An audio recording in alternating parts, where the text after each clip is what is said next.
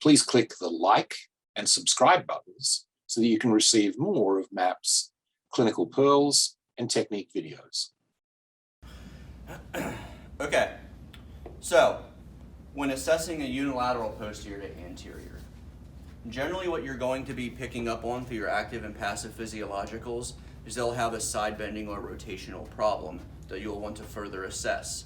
A unilateral posterior to anterior is going to be primarily imparting a rotation contralateral to the side you're pushing on. So if I'm pushing into a right UPA, I'm going to be imparting a left cervical rotation. You see that? So I like to use a dummy thumb when I'm doing my unilaterals. So I'm going to get over top of the spinous process with my left thumb.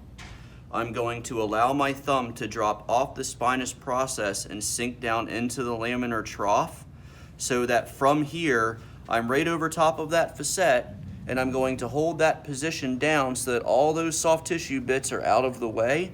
So I'm going to then be taking my right hand, getting over top, and my force is going to be coming down through my right hand only. My left hand is maintaining that pressure of just getting that soft tissue out of the way. There's R1.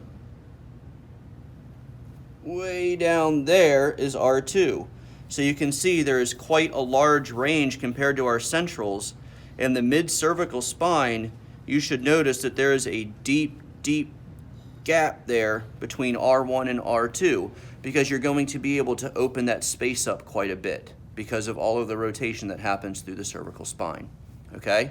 So when you guys are practicing your unilaterals right now, what I want you to actually practice for this is starting to get a rhythm down for thinking that you want to do a grade 3 passive accessory treatment.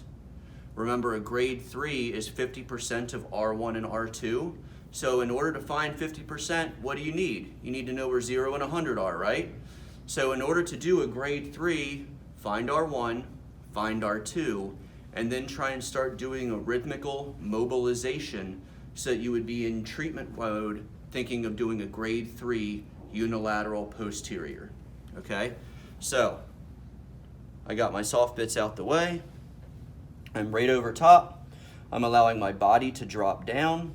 There's R1, there's R2. There's going to be my grade 3 right unilateral passive accessory. So I'm just in a nice good rhythm. I'm hanging out here all day. Thumbs aren't getting tired or anything, okay? And this will help to impart a left rotation. So I noticed he was stiff going to the left, so I might want to think about a right UPA grade 3 as a treatment for a stiff left rotation, okay? So let's practice those.